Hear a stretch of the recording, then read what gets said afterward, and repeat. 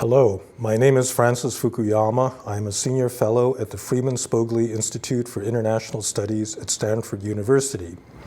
And I'm also the director of the Center on Democracy, Development, and the Rule of Law. This lecture on improving the performance and the quality of government is part of the program of the Leadership Academy for Development, or LAD. LAD is a case-based program that tries to teach up-and-coming mid-career policy professionals how to improve the performance of the private sector to make it more innovative and entrepreneurial. We need to begin with the question of why the public sector is so different from the private sector. There are commonalities, but there are a number of important constraints that the public sector faces that private companies do not face. The first of these is that public agencies cannot go bankrupt. Bankruptcy, if you think about it, for a private firm is a huge disciplining mechanism.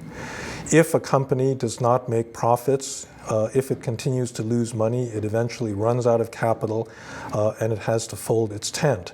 And that gives a very strong incentive to the owners of the company to make it more efficient. Public agencies, by and large, cannot go bankrupt. And for that reason, it is very hard to discipline them in the same way as a private company. A second problem for the public sector is the fact that public agencies are subject to mandates not under their control. Now, a private company is in fact under a mandate, but it's usually a fairly simple, single, straightforward one. That is, the owners of the company, whether shareholders in a public company or the family owners of a small family business, want to maximize profits. That is an easily measurable goal, and it is possible to tell whether you're meeting that goal. In a public agency, by contrast, a lot of times there are multiple mandates. For example, in one of the cases that will be covered in this course, a public utility is expected to recover costs and provide services efficiently, not to lose money, but it's also expected to provide universal coverage, and especially coverage for poor people who may not be able to pay the marginal cost of the water or the electricity or whatever is being provided. And those contradictory mandates mean that the agency can never actually fully do its job and optimize both of those different values. A third characteristic of the public sector that makes it different from private companies is the fact that they cannot retain earnings. Everybody who has worked in a public agency knows that at the end of the fiscal year, if that agency is running a surplus, the big incentive is to spend it before the end of the fiscal year. If you retain those earnings, then whoever has appropriated your budget, whether a legislature or some higher up part of the government, is going to say, well, these people didn't spend all the money we gave them, they don't need it, and therefore we're going to take it away from them in the next budget cycle. In a private company, obviously, if you retain earnings by being efficient, you are richer. You are individually richer. You've made more profit for the company. And so the incentives there are very different in a public agency and in a private one. Finally, most public agencies cannot control their own factors of production. That is to say, they can't control their budgets and they cannot control their workers. Many public agencies have to work with unionized workers, or else under very cumbersome civil service rules that do not allow them to fire workers or to discipline them. The kinds of things that private sector CEOs do routinely, like engage in mergers and acquisitions, or shed divisions or merge divisions, many of those activities are not possible in a public agency. I know that this is a big generalization, but I would say that the central issue of virtually all organization theory, whether regarding the private sector or the public sector, is the question of delegated discretion. That is to say, all organizations, public or private, need to delegate authority from the top to lower ranks of the organization. There's really two systematic reasons why this becomes necessary in anything except for example, a very small family-run business.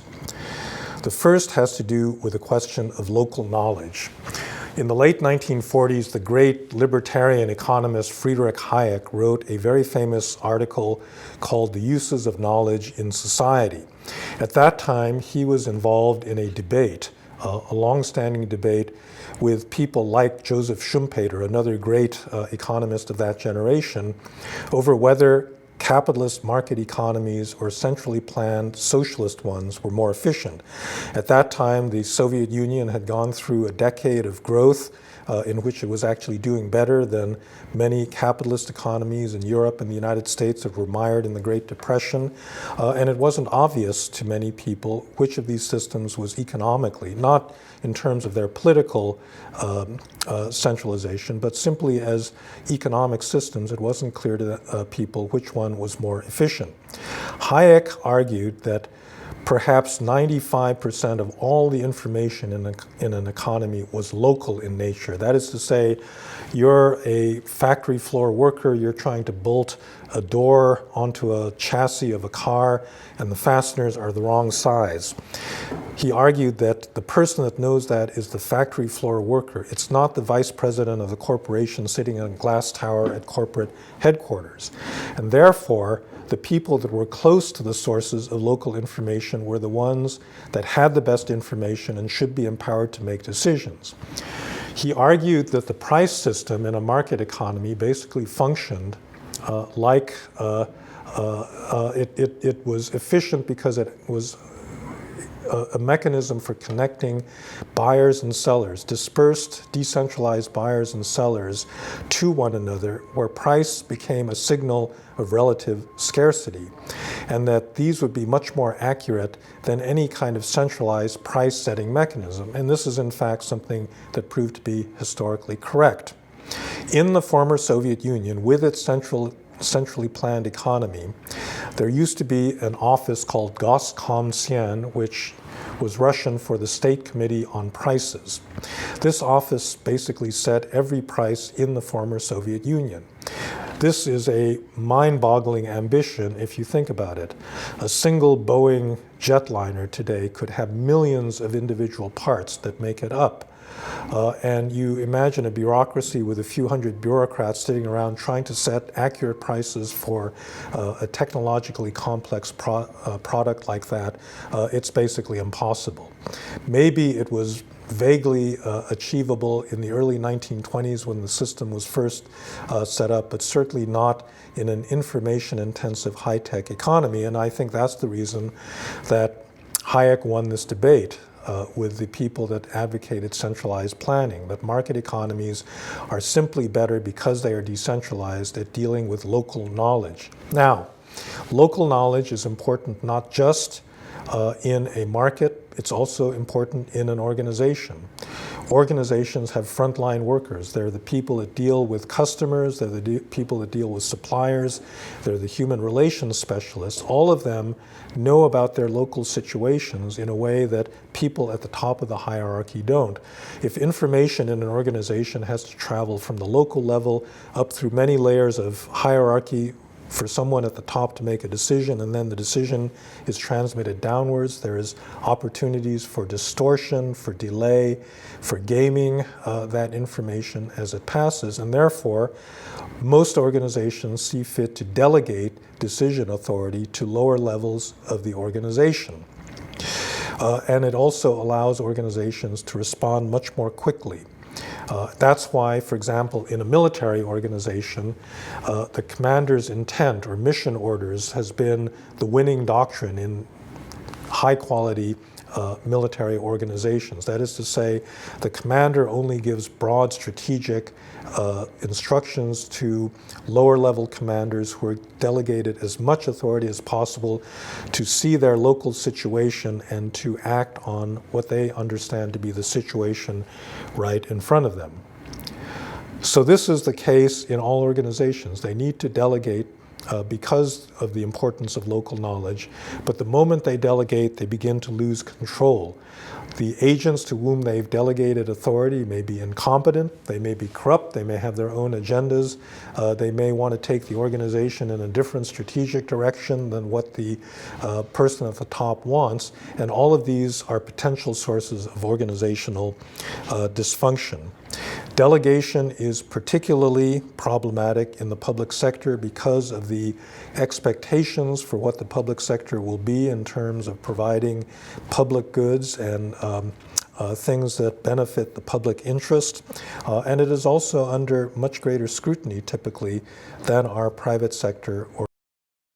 Broadly speaking, there are two methodological approaches to thinking about organizations.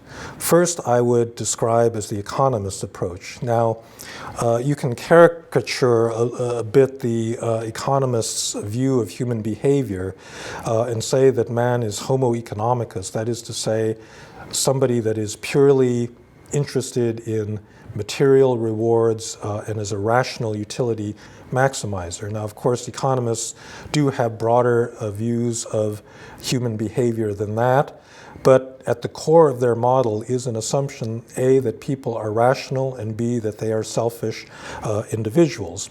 And under this kind of a behavioral assumption, we see that incentives, that is to say monetary incentives, matter. That's what's going to get people to change their behavior. And in thinking about organizations, economists have used what is called a principal-agent framework, by which they can understand the behavior of people in a hierarchical organizational setting. The second approach is what I would label the social capital approach, that is more typically one used by sociologists and anthropologists. They understand that human beings may be selfish individuals, but they are also intensely social animals, and a lot of their behavior is guided not by individual incentives, but by norms. That is to say, community standards and expectations for behavior. People are conformist, they want to conform to the norms around them, and in an organizational setting, this is particularly important because people have to work with one another, and the norms in the organization are critical in influencing behavior. So norms and bonding are more important in many cases than incentives.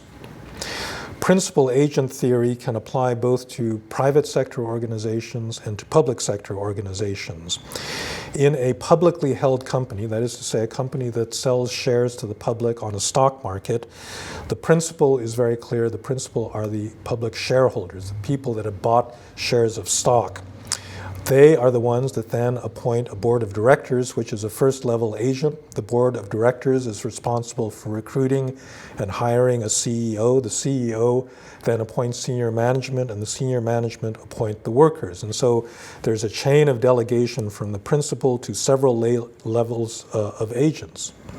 You can get corruption in a private sector company, in a privately owned company, if the agent does not do the bidding of the principal. And we've had cases of this. The energy firm Enron, for example, basically went bankrupt because one of its vice presidents set up a vehicle by which he could funnel money away from the company into his own bank account. Private sector organizations, public sector organizations as well can be subsumed under the principal agent framework. In a democracy, according to democratic theory, the principle is very clear. The principles are the people, we the people of the United States, as the US Constitution says. The people, through elections, elect either a legislature or, in a presidential system, a president. The legislature appropriates money, it appoints a bureaucracy, the executive then directs that bureaucracy. They can then hire implementing organizations to actually carry out policy. And again, you have this multi-level delegation of authority from the principal, the people, through the president or the legislature, through the bureaucracy, and so on down to the street level bureaucrats that actually implement public policies. Most of the innovations that have taken place in public policy in recent years have been efforts to make the public sector behave more like the private sector. We saw all of the basic sources of dysfunction, that there's little competition, firms cannot go bankrupt, they can't control their own factors of production, they're under multiple and confusing mandates. And many of these reforms have been efforts to replicate the disciplinary mechanisms that exist in the private sector in the public sector. This is what New Public Management was all about. New Public Management was an organizational theory. It was rolled out in practice in places like New Zealand in the 1980s and 1990s that tried to treat public agencies as if they were businesses. They would write contracts with the directors of the agencies with explicit performance targets. If they didn't meet the performance targets, they were out the door in the next hiring cycle. They did a lot of measurement to see whether performance was up to standards. And in return for this type of very specific quantitative accountability, the agents were given more autonomy, more ability to make their own decisions to suit the local conditions that they saw fit. New public management has been controversial in many countries. It's worked well in some and not so well in others. That's a separate discussion. Another attempt to introduce market-like principles was to add an exit option in the public sector. This is an idea that was really voiced initially by Milton Friedman, who said the problem with public schools is that most parents don't have any choice. There's a monopoly state provider of public education, and if they're not doing their job, unlike a consumer who can take their consumer dollars from one product to another, parents in a public school system didn't have that choice. They had to go to the local public school. And he said, why not, instead of forcing parents to have this single choice, give parents a voucher or a certain equivalent amount of money as the system was spending on educating their child, and allow that family to send their child to whatever school seemed to be doing the best job. To give people school choice, and this has led to the school choice movement, to vouchers, and to competition, the attempt to inject competition into educational systems. Another reform that has been championed by institutions like the World Bank is what's called wage decompression. In many public sectors, people were hired not on the basis of merit and performance.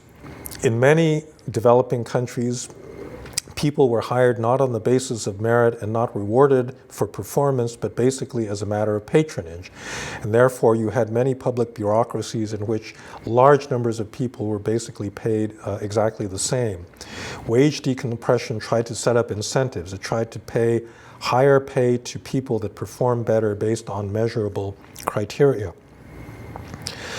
A fourth innovation was separating the policymaker from the implementer. Sometimes it was felt it was better to outsource government functions. For example, there's no obvious reason why a government is better at running a cafeteria than, let's say, a company that specialized in food service.